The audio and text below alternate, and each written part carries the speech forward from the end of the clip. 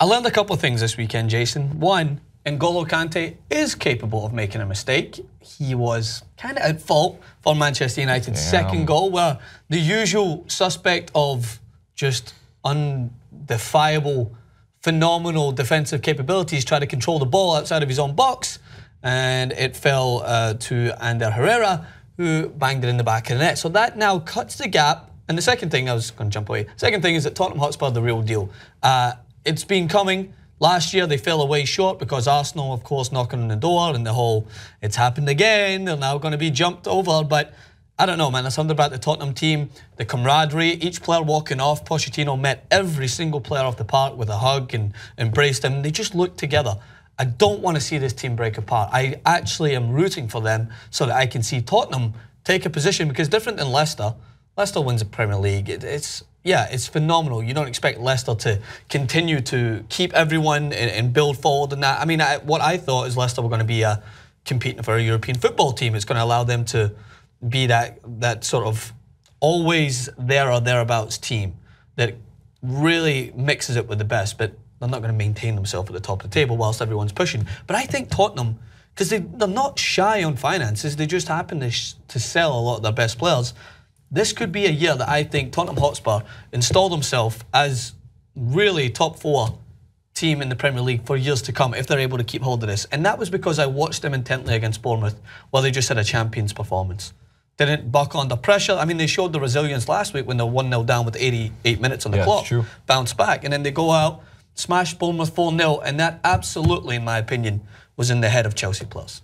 Just in my point of view. In the head of Chelsea players? Yeah, when they went into travel, when they travelled and played Manchester United, which is no doubt a tough test.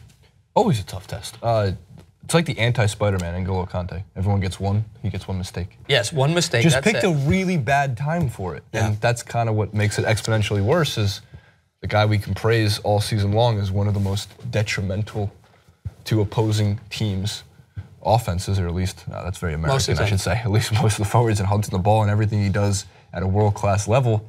And one just picked the worst time. Yeah.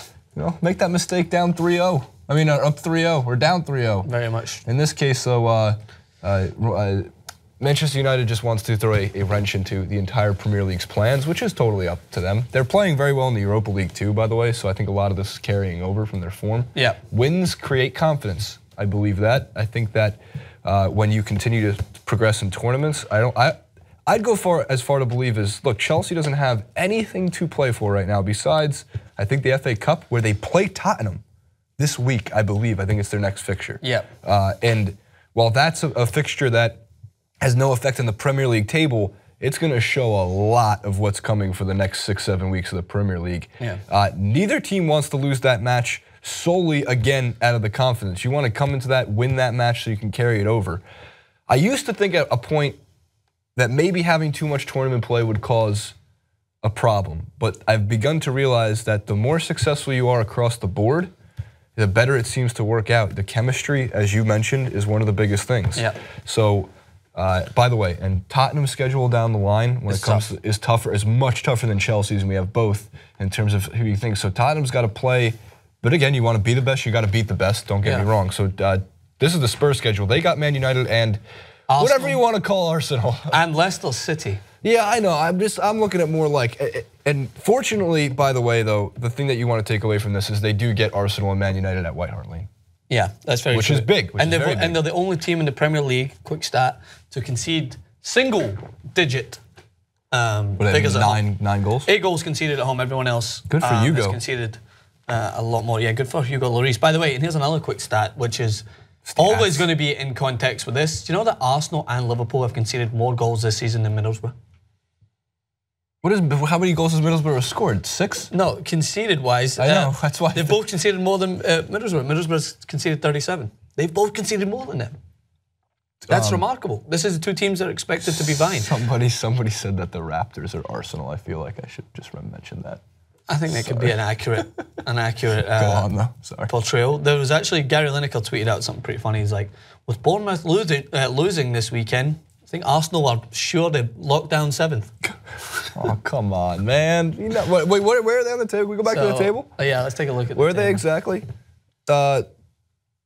'07. Number 7, where they're going to be. Nope, one more. Boom! Oh, wow, they are 7th. Yeah. Oh, my God. But they have 3 games. Hey, Lukaku's got 24 effing goals, man. I know, he's banging in Lukaku's goals. He's gunning for 30 this season, and that's ridiculous. But good for Everton. Everton could maybe sneak into the top 5. Yeah, very much so. You're like, yeah, okay, moving on. So, so Manchester United, game in hand over Manchester City, firmly within their grasp, as much as Jason doesn't want to let it look, I'm happy to admit when I'm wrong. They can make top 4. I just didn't think they would. Neither did I. Neither did a lot of people, because this league is so bipolar, as we know. I'm the asshole. I'll tell you what's going to happen. I know it for a fact. Arsenal are going to have a resurgence the last few games, and they're going to make their way back up to at least 5th, I think. And then everyone's going to pretend that it was a great end to the season, and that next season they're going to push again. Wait, if they're going to 5th, who's the casualty? I think Everton might suffer a little bit.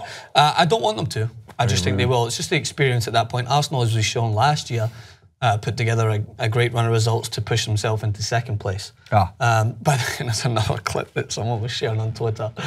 Arsenal Fan TV must never want Arsenal to win again, because they make so many good videos and so much money when they lose. Yeah. Some guy at the start of the season said they were going to win the quadruple. An Arsenal fan. Quadruple. I don't know what the 4th is. I'm imagining it's going to be Champions League, Premier League, FA Cup, and League Cup. Wait, what's the league? Oh, give me what he's smoking. Yeah, seriously, I want that kind of optimism in my life. Are you kidding? Absolutely. You know how great we'd be if we had that kind of optimism? What he's smoking is PCP. Yeah, no doubt. Because that must have been, I don't know what he was thinking at that point. But anyway, yeah, I want to go back to Chelsea really quick. Credit to Jose Mourinho. He went out with a game plan. He looked to nullify his old club and make sure that they didn't get the space. Hazard and Costa were frustrated the entire game. I thought Ander Herrera had a phenomenal game when he played a little deeper. I think his job was to man mark Eden Hazard from the get-go. He did that. And he did it phenomenally. And Fellaini, just in there as a figure, winning balls in the air. Yeah, it's annoying, but it's what happened. Pogba had a decent game, I thought. What surprises me about Manchester United time and time again is they don't put out what I would think would be their stereotypical strongest 11. But when they do put out the stereotypical strongest 11, I don't think they hit the expectations. But then when they bring in some of these squad players like Ashley Young, puts in a great shift, was crucial for the goal. The second goal, is he causing problems down the line. Jesse Lingard put in a good shift. It's just a strange sequence of events. From what I watched, it looked like, and again, a lot of people praised Mourinho for a tactical masterclass in this match. He pointing out his badge as he was coming off the pitch, because look, I like that kind of confidence from a manager. He knew.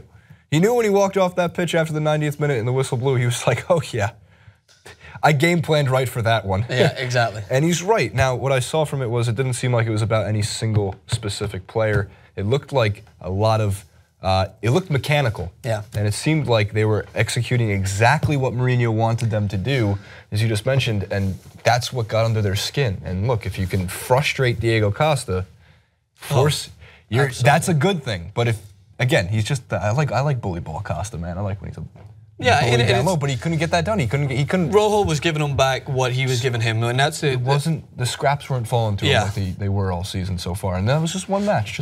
And this is where Antonio Conte sets himself apart again from the ones that we need to look who he's right in line with, like Arsene Wenger. How many times does he accept the loss? I guess it gets a little bit more frustrating when you have to admit that it's your fault time and time again. Right. Conte hasn't had to do that as much, but look what he says.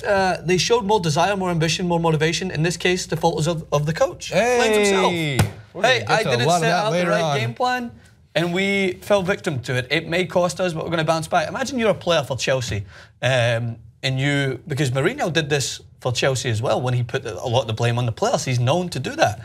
The players didn't do this, the players didn't do that. If you're a player for Chelsea and you're pushing to try and win the Premier League after a disastrous season last year, you lose against Manchester United, Tottenham are breathing down your neck, and then you pull out the paper in the morning, which I'm sure most of them do, or you pull up your phone, well, Conte says it's his fault. You're immediately kind of reignited, and you feel like, okay, the responsibility, we just have to change a couple of things. You're not sitting there going, what did I do wrong? He's going to drop me next game, it's not going to work. These guys, as much as they are professionals and you want to think that they're always one step ahead and they're always mature, sometimes they're just players and they just need to kind of have someone be a leader and be like, my fault, next game we get it. and as you mentioned, their schedule, as we can go to Chelsea's schedule a little bit, is not as hard. Well, they got that tough Middlesbrough matchup.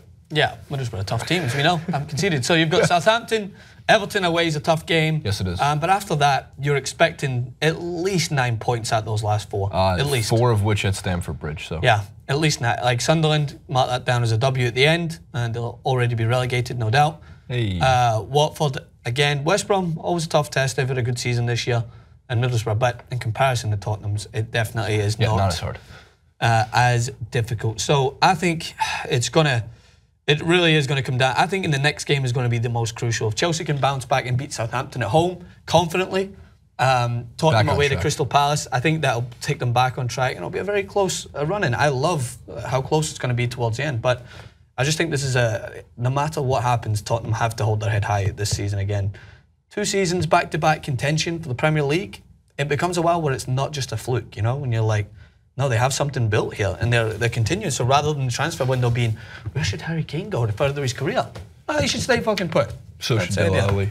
Yeah, so should Dele Alli, and continue to build. All right, what do you think? Premier League action. It was intense. It was exciting. All the things we expect, hit in the comments. At Francis_Maxwell on Twitter, at JasonRubin91, and all the good stuff, as always, is in the description below.